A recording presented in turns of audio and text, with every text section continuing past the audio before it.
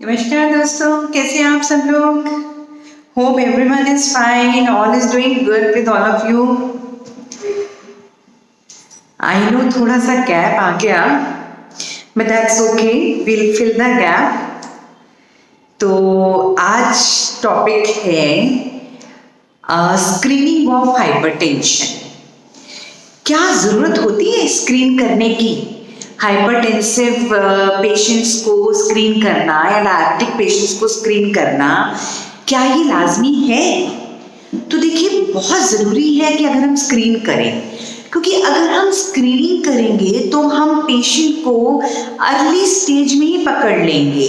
यानी कि हाइपरटेंशन तो मैंने बताया था कि पहली सीढ़ी है, ठीक। अगर हाइपरटेंशन पर ही हम स्क्रीन कर लेंगे, पता कर लेंगे कि ये पेशेंट हाइपरटेंसिव है या इसको हाइपरटेंशन हो सकता है, तो उससे आगे होने वाली बीमारियों से तो ऑब्वियसली हम बच सकते हैं। तो इसका मतलब है कि हाइपरटेंशन को स्क्रीन करना काफ़ी इंपॉर्टेंट और काफ़ी अच्छी चीज़ है। अब ये होता है ना कि अब हम क्लिनिक में बैठे हैं तो हर मरीज को तो स्क्रीन करना इकोनॉमिकली भी ठीक नहीं है और वैसे भी ठीक नहीं है। आप सबको कैसे स्क्रीन कर सकते हो? वो तो पॉसिबल है ही नहीं। तो आप एक एज लिमिट देखते हो, जैसे कि मेरी कोशिश होती है कि 35-40 के बाद या 35 और 40 के बीच में या 35-40 के बाद वाले लोगों को ना फिर मैं थोड़ा सा स्क्रीन करने लगती हूँ, स्पेशली अगर उनकी कुछ फैमिली हिस्ट्री भी है, यानी कि घर में उनके फर्स्ट डिग्री रिलेटिव्स हो गए या कुछ भी हो गए जिनको हाइपरटेंशन की बीमारी है, जिनको डायबिटीज की बीमारी है, या जिन लोगों को कोई आजकल age is not a limit कि 30 साल में भी बच्चों को, मतलब 30 साल के लोग को भी हार्ट अटैक आ जाता है, यानी कि मायोकार्डियल इंफार्क्शन आ जाता है। तो जिनको ऐसा कोई इवेंट भी अगर आ चुका है ना, तो मैं ऐसे लोगों को हिस्ट्री लेके पता करती हूँ सो दैट कि फिर मैं उनको स्क्रीन कर सकूँ, उनको मैं चेक कर सकूँ, उनको मैं फिजिकली एग्जामिन भी कर सकूँ और उनको इन्वेस्टिगेट भी करा के देख सकूँ कि क्या वो प्रोन है आगे जाके कि उनको हार्ट डिसीज हो सके या उनको कोई पैरालिटिक अटैक है जिसको भी कहते हैं स्ट्रोक, ऐसा मतलब कहने का है कि हाइपरटेंशन की कोई कॉम्प्लिकेशंस आगे जाके अगर उनको हो सकती हैं तो मैं उनको इनिशियली पहली सीढ़ी पर ही रोक देना चाहती हूँ। इसीलिए हम पेशेंट को स्क्रीन करते हैं। देखिए, स्क्रीन करने के लिए ना हमारे 3 ऑब्जेक्टिव्स होते हैं। पहला ऑब्जेक्टिव हमारा है कि कोई आइडेंटिफिएबल कॉज है हाइपरटेंशन का। अगर कोई आइडेंटिफिएबल कॉज है, हम उस कॉज को ट्रीट कर दें तो हम आगे होने वाले हाइपरटेंशन से बच सकते हैं। दूसरा इंपॉर्टेंट चीज है कि क्या हाइपरटेंशन से होने वाला कोई ऑर्गन डैमेज तो नहीं हो चुका अभी तक, है ना, तो वो भी हमें पता चल जाएगा। तीसरी है कोई we can identify the cardiovascular risk factors, और कोई रिस्क फैक्टर्स तो नहीं है। तो रिस्क फैक्टर्स देखने के लिए हम हिस्ट्री लेते हैं। हिस्ट्री में देखिए, हम एज होगी, ऑब्वियसली जैसे जैसे उम्र बढ़ती है मरीज की वैसे वैसे बीपी बढ़ता है। क्यों बीपी बढ़ता है? क्योंकि उसकी जो आर्टरीज है ना पेशेंट की, वो स्टिफ हो जाती हैं। स्टिफ होने के चलते फिर उनको तेज प्रेशर डालना पड़ता है, ठीक है। तो जब तेज प्रेशर डालना पड़ता है तो फिर वो हाइपरटेंशन में तब्दील हो जाता है। तो एज एक रीजन हो गया, फैमिली हिस्ट्री एक रीजन हो गई। अगर आपको पहले डायबिटीज है, देखिए डायबिटीज और हाइपरटेंशन ना जैसे भाई बहन होते हैं, दोनों साथ मिलके चलते हैं और जाके आपके हार्ट पे अटैक करते हैं। तो अगर हिस्ट्री ले लोगे कि कोई डायबिटिक तो नहीं है, किसी को डिसलिपिडीमिया तो नहीं है। डिसलिपिडीमिया से मेरा मतलब है कि जिसका एलडीएल यानी कि गंदा वाला कोलेस्ट्रॉल बढ़ा हो और एचडीएल यानी कि अच्छा वाला कोलेस्ट्रॉल कम हो।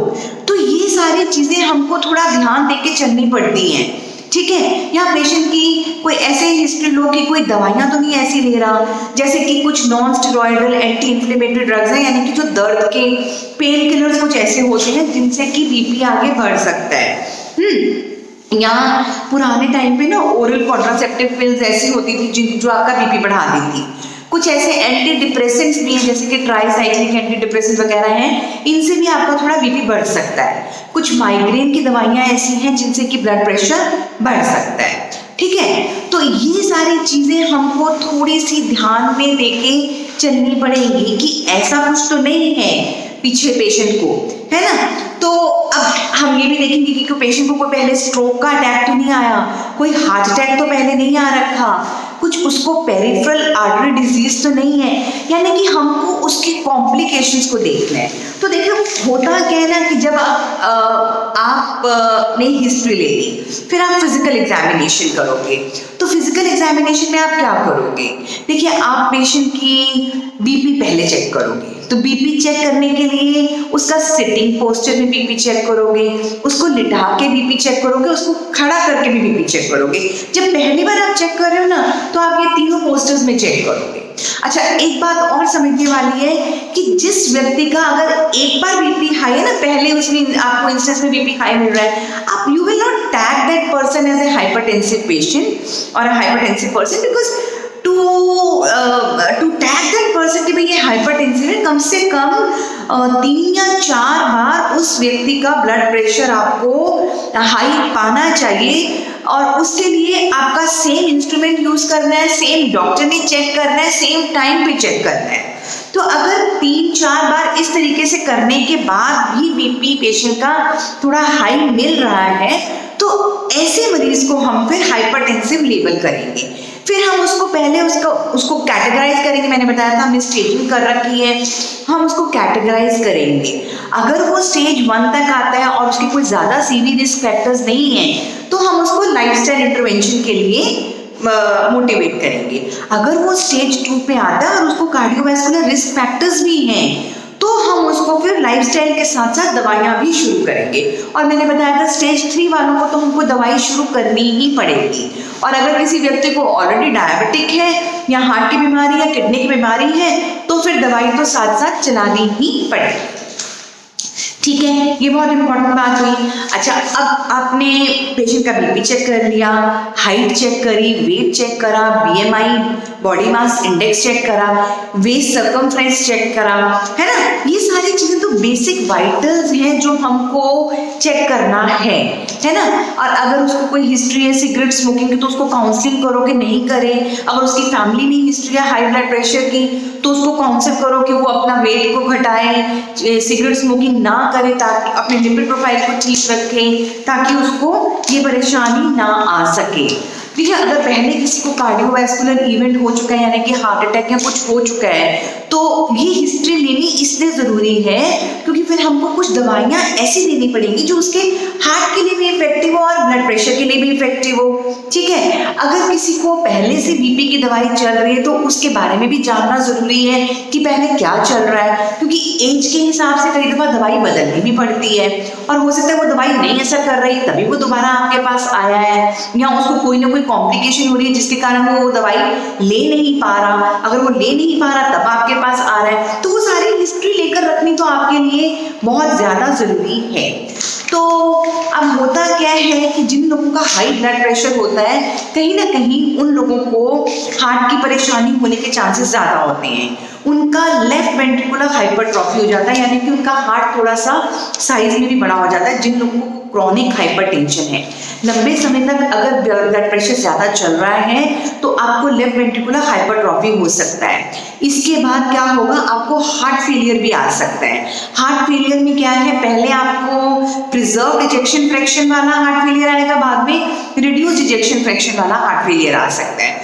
तो अगर आपको देखिए हार्ट फेलियर है या हो रहा है, और उसको आप सिर्फ फिजिकली देख के कैसे पहचान सकते हैं, हमारे ना यहाँ पर जुगुलर वेन्स होती हैं, ये वेन्स डिस्टेंड हो जाएंगी, आपका लिवर बड़ा हो जाएगा, आपके पाँव में ना इडीमा यानी कि पानी भरा होगा, आपकी चेस्ट से अजीब तरीके की आवाज़ें आएंगी, यानी कि जैसे वीज है, चेस्ट में पानी पड़ जाता है, आपको सांस लेने में बहुत दिक्कत होएगी। आप चलोगे ना, तो चलते हुए आपको बहुत सांस लेने में दिक्कत होएगी और आप बहुत जल्दी थक जाओगे। तो ये कुछ फीचर्स हैं हार्ट फेलियर के। ठीक है, तो ये सब चीज़ें आपको पता चल सकती है फिजिकल एग्जामिनेशन से भी। आप चेस्ट को पैल्पेट करके और चेस्ट को स्टेथोस्कोप लगा के भी देखोगे ना, तो जो स्पेशलिस्ट होते हैं ना, वो पहचान पाते हैं कि हाँ, इसको कुछ लेफ्ट वेंट्रिकुलर हाइपरट्रॉफी हो रहा है या कुछ ऐसा हो सकता है।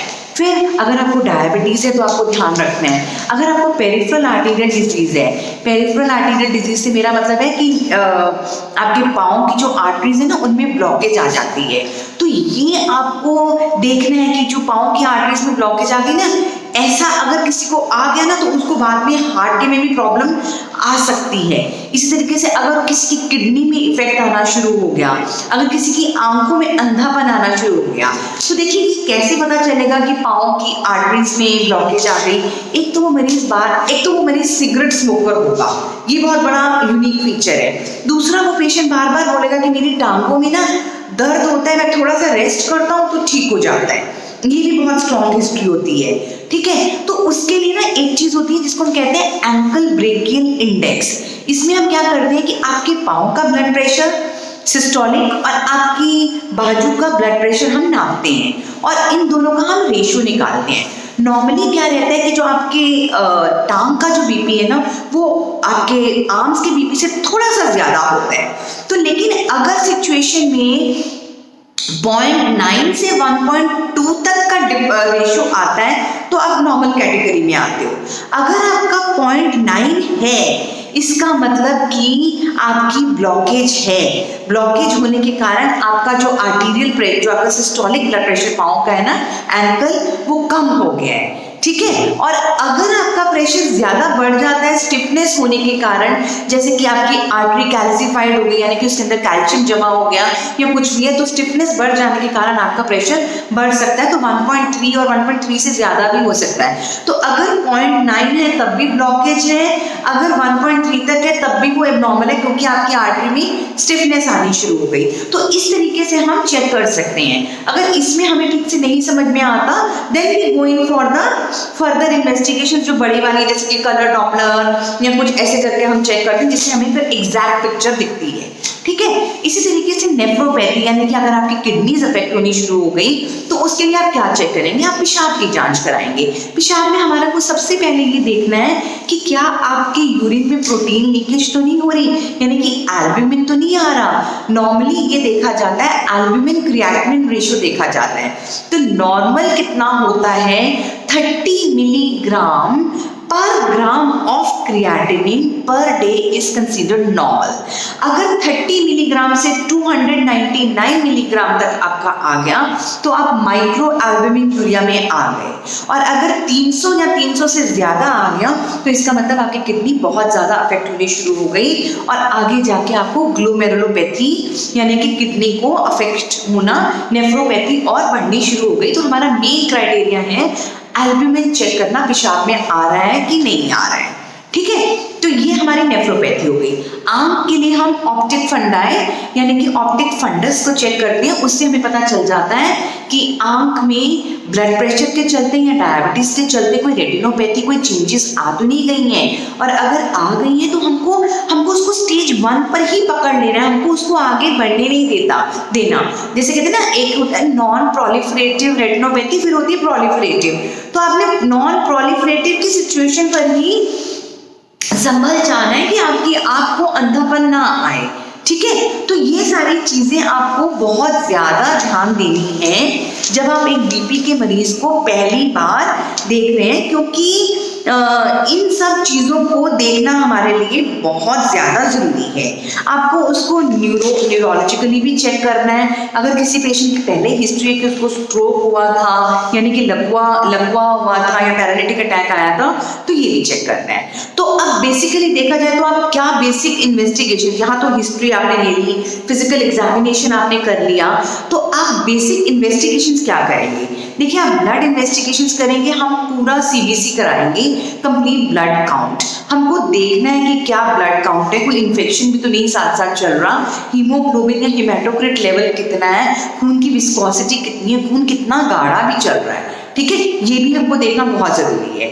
फिर हम blood, mostly we will prefer testing the patient in the fasting state, यानी कि मरीज को हम खाली पेट ही उसके शुगर ब्लड टेस्ट करते हैं, क्योंकि उस टाइम पे बहुत सारे टेस्ट हो सकते हैं। फिर हम उसका fasting blood sugar levels check करेंगे, हम उसकी 3 महीने वाली शुगर्स चेक करेंगे, क्योंकि मैंने आपको पहले ही बताया कि बीपी और शुगर साथ साथ चल रही हैं।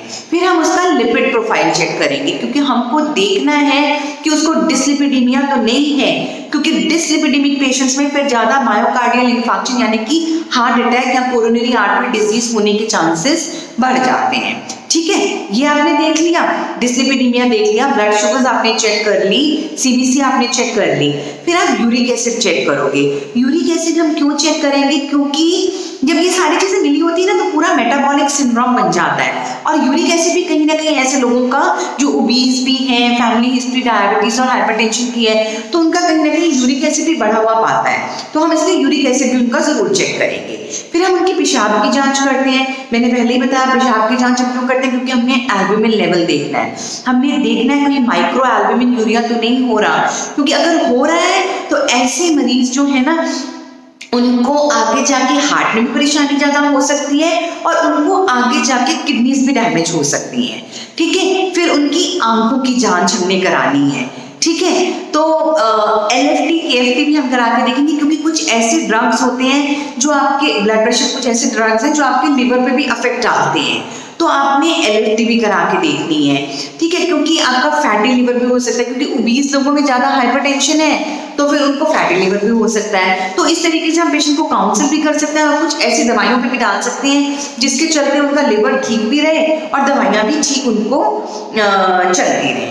ठीक है, तो हम उनको साथ में कुछ इलेक्ट्रोलाइट्स भी कराएंगे, जैसे कि हम पोटेशियम करा के देखेंगे, पोटेशियम, सोडियम, क्रिएटिनिन वगैरह, क्योंकि जिन लोगों का पोटेशियम अगर हाई है ना, हाइपरकैलेमिया है, तो ये मान के चलो उनको कहीं ना कहीं किडनी डिसऑर्डर स्टार्ट हो चुका है, स्पेशली जिनका क्रिएटिनिन लेवल्स भी हाई हो गया है। ठीक है, तो मैंने आपको बताया कि आप फिजिकल एग्जामिनेशन से भी देख सकते हैं कि पेशेंट हार्ट फेलियर में तो नहीं जा रहा, और आप पेशेंट को की चेस्ट ऑस्कल्टेट करके भी देख सकते हैं, लेकिन जरूरी नहीं होता कि हर व्यक्ति हर डॉक्टर इन सब चीजों को इतनी आसानी से फिजिकल फाइंडिंग से पकड़ सके।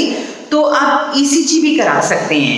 तो ECG कराते वक्त आपको पता चलेगा कि लेफ्ट वेंट्रिकुलर हाइपरट्रॉफी यानी कि हार्ट बड़ा हो चुका है, या आपको कोई चेंजेस पता चलेंगी कि कोई MI तो नहीं आ रहा या कोई आर्टरी में कोई ब्लॉकेज तो नहीं है। अगर ECG में आपको कहीं परेशानी दिखती है तो आप आगे पेशेंट को इकोकार्डियोग्राफी के लिए भी रेकमेंड कर सकते हैं। तो ठीक है, ECG करा के आपको हार्ट की सिचुएशन पता चलेगी। अगर ECG में कोई परेशानी है तो आप इको भी कराएंगे। आप अल्ट्रासाउंड होल एब्डोमेन भी करा के देखेंगे। क्यों? क्योंकि आपको लिवर देखना है, कहीं मरीज का लिवर तो नहीं बढ़ा हुआ। अगर किसी का लिवर भी बढ़ा हुआ है ना तो वो पेशेंट हो सकता है हार्ट फेलियर में भी जा रहा हो, तो आपको अल्ट्रासाउंड भी कराकर देखना बहुत ज्यादा जरूरी है। तो आई होप ये बातें आपको सारी समझ में आ गई हैं। ये सारी इन्वेस्टिगेशन जब आपके डॉक्टर आपको पहली बार बोलते हैं तो ये नहीं कहना कि ये डॉक्टर तो बहुत टेस्ट कराता है, ये डॉक्टर अच्छा नहीं है, मैं तो किसी और के पास जाऊंगा या जाऊंगी। देखिए, ये बेसिक इन्वेस्टिगेशंस हैं, ये हमको करानी बहुत ज़रूरी होती है, क्योंकि हमको ये देखना है कि आपका कोई और ऑर्गन डैमेज तो नहीं शुरू हो गया है, अगर आपकी फैमिली हिस्ट्री इस तरीके से है। ठीक है, तो ये सारी चीज़ें हमको स्क्रीनिंग के टाइम देखनी है, और स्क्रीन करना इसीलिए बहुत ज़्यादा ज़रूरी भी है। ठीक है, thank you friends, thanks a lot.